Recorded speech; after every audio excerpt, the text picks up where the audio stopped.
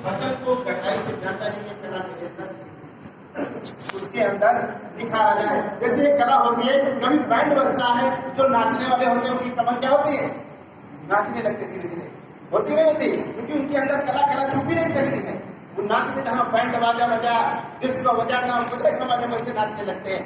वो कला है मेरे प्रिय भाइयों, कला छुप नहीं सकती किसी के, और न उसको कोई दबा सकता है।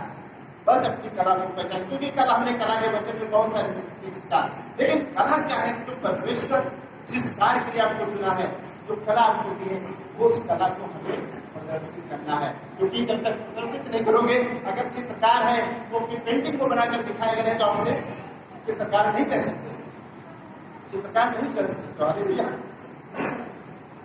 और आगे बढ़े,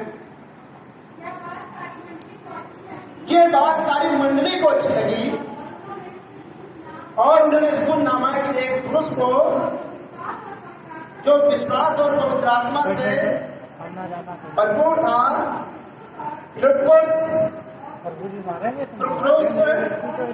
निकानोर, तिमोन, परमिनास और अंतिकियावासी निकुलाउस को, जो यहूदी मत में आ गया था, चुन लिया।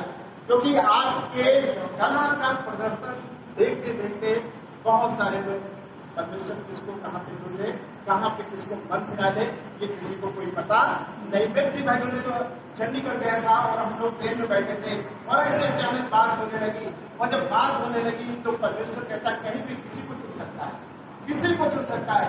वहीं पे हम लोगों ने चलती हुई ट्रेन बढ़िया अच्छे खासे 50-60 लोगों को हम लोगों ने सुसमाचार सुना दिया, 50-60 मिनट डिब्बे को हम लोगों ने सुसमाचार सुना दिया।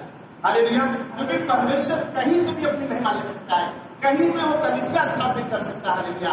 ये आप नहीं सोचते हो मैं इस गांव जाए, पता नहीं इस गांव में मुझे कलीसिया स्थापित होगा, नहीं, परमेश्वर की अगर योजना है तो वहां उस गांव में कलीसिया हो जाएगी। हालेलुया।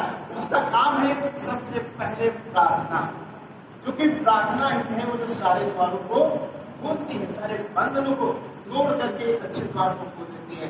इसलिए हमारे जीवन में कभी प्रार्थना की कमी नहीं होनी चाहिए। हालेलुया।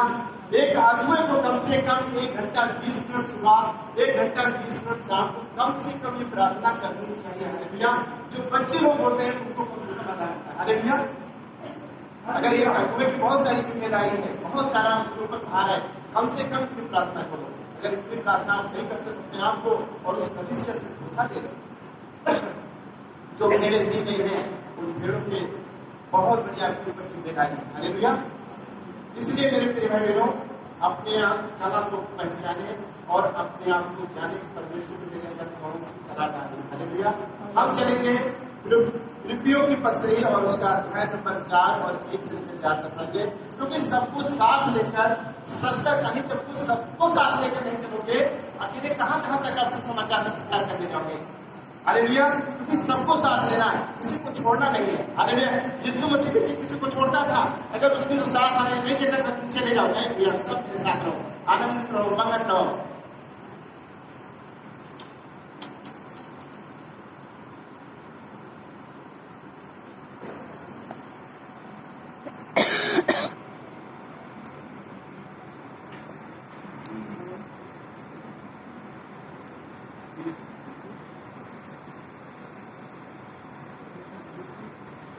पढ़े जिसको सबको मिल गया हो। हाँ, 1 से लेकर 4 तक पढ़ेंगे, 4 का 1 से लेकर 4 तक।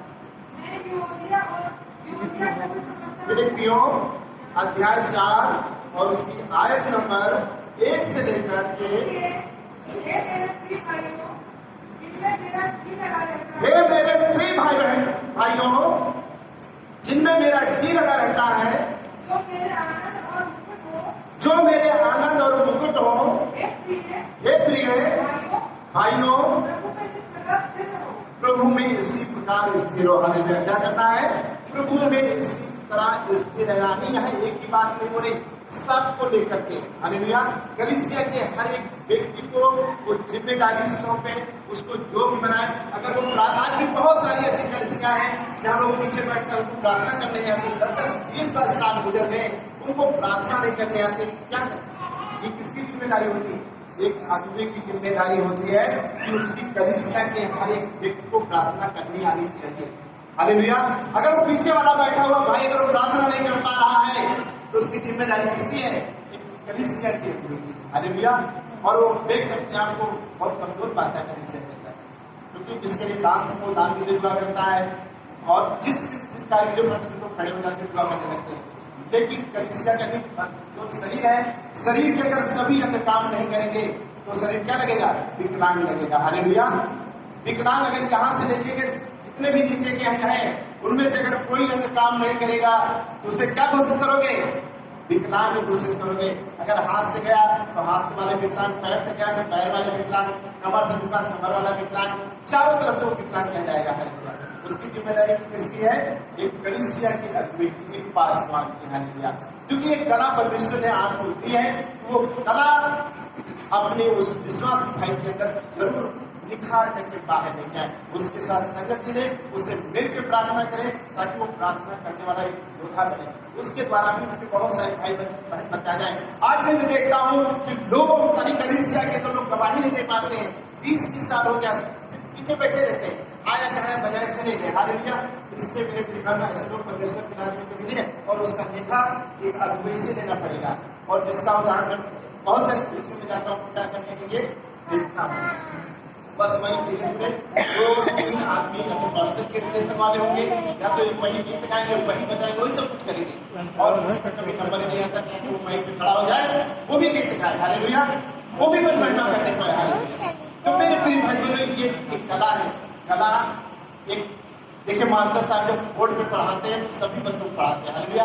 अब बेशक है कोई गति सीख गया, कोई डेट में सीखा, वो तो अलग चीज है।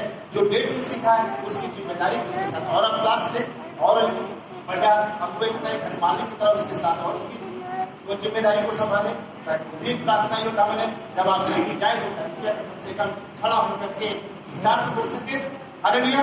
इसलिए मेरे प्रिय भाई बहनों, जो मेरे आनंद और मेरे मुकुट हो, हे प्रियो भाइयों, प्रभु में इसी प्रकार स्थिर हो। हालेलुया। क्योंकि पौलुस को देख सकते हो, पौलुस ने कैसे सिखाया, यीशु मसीह ने कैसे एक नमूना, वो जो स्वयं एक कलाकार है, वो आगे इस पृथ्वी पर एक ऐसा नमूना बन करके दिखाया।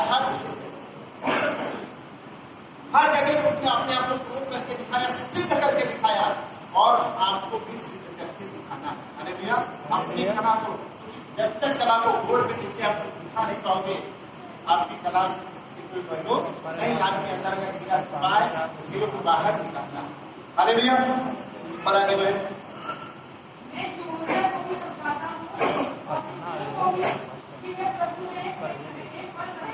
मैं युवतियों से निवेदन करता हूँ और से भी कि वे प्रभु में एक मन है। सभी लोग एक मन है, कोई अधिक अगर कलीसिया के अंदर भेदभाव चल रहा है तो उन दोनों का मसला आखिर क्या है कलीसिया के अंदर? हालेलुया। उस मसले को निपटाए, उसको बाहर न दे। आप कलीसिया क्यों सताई जा रहे हैं? कारण जानते हो? कलीसिया क्यों सताई जा रही है? जानते हो कारण क्या है? क्योंकि लोगों ने जीवन को नहीं बदला, शरीर को बदल दिया, पहनावे को बदल दिया, आत्मा नहीं बदल पाए हैं लेकिन ऊपरी वेशभूषा को बदल दिया। हालेलुया। इसीलिए आज सताव है, यही कारण। और हम थोमा जी को देख सकते हैं, वो आया था, इस देश के कल्चर को ऐसा इस्तेमाल किया और सबसे ज्यादा ब्राह्मणों को सुसमाचार सुनाया। 6000 कुछ लोगों को उसने बपतिस्मा दिया था। आप इस ब्राह्मण को दे सकते हो बपतिस्मा?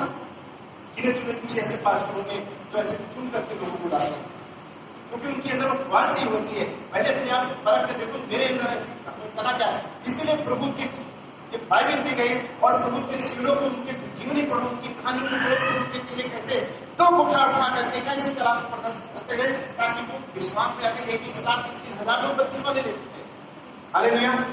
हमारे अंदर वो कला दबी हुई है, सिर्फ हम नाम के मसीह, काम के मसीह नहीं। आज कलीसिया के अंदर बहुत भाई बहन दुख उठाते हैं और हम आते ऑफरिंग ले लेते हैं कि बाजार चलाते हैं, अपने उस भाई को ध्यान नहीं देते हैं। ये जो हुई कला है इसको निकाल करके बाहर लाओ, इस कला को खोलो। हालेलुया। और आगे बढ़े। हे सच्चे सहकर्मी, मैं तुझसे विनती करता हूँ तो उन स्त्रियों की सहायता कर, क्योंकि उन्होंने मेरे साथ सुसमाचार फैलाने में मेरे और मेरे अन्य सहकर्मियों समय परिश्रम किया, जिनके नाम जीवन की पुस्तक में लिखे हुए। हालेलुया। जो कोई आपके साथ सुसमाचार फैलाने में आपकी सहायता मदद करता है, उन सबके नाम कहाँ लिखे हैं? जीवन की पुस्तक में। हालेलुया।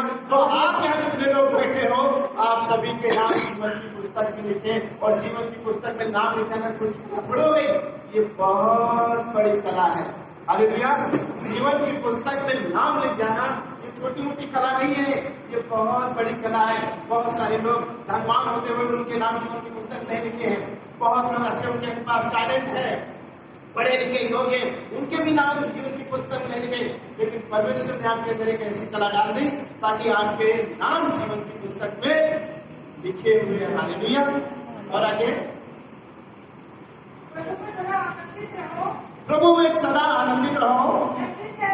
मैं फिर कहता हूँ आनंदित रहो। हालेलुया। कितने लोग आनंदित हैं?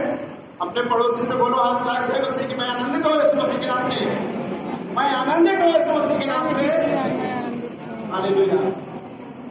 सभी बोलो जय मसीह की, जय मसीह की, यीशु प्रभु की जय। जय। हालेलुया। ये मेरे प्रिय भाई बहनों, परमेश्वर ने अब्राहम को यूं नहीं चुना था 75 साल की उम्र में, उसके अंदर एक परमेश्वर ने कला देखी थी। हालेलुया। ऐसे नहीं चुन लिया था